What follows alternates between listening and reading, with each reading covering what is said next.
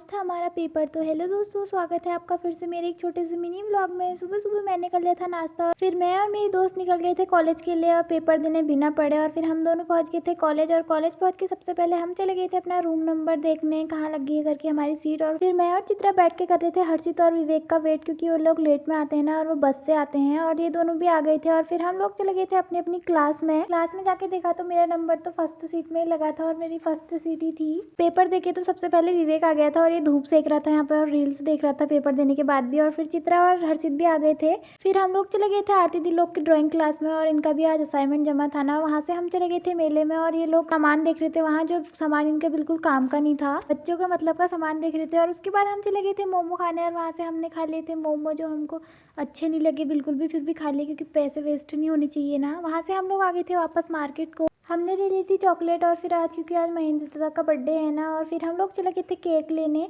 Cake लेने के बाद हम लोग आ गए थे वापस मार्केट को। मार्केट से हम चले गए थे मल्ला महल, क्योंकि महेंद्र दादा का बर्थडे हम मल्ला महल में मना रहे थे। और बर्थडे मना के हम वापस चले गए थे मार्केट को, क्योंकि महेंद्र दादा की पार्टी तो अभी बची है ना। वो हमको ले गए सरस्वती रेस्टोरेंट में, और वहाँ हमने खा लिया था थुप्पा, और सब लोगों ने खा लिया था। और उसके बाद हमने लास्ट में खा ली थी रसमलाई।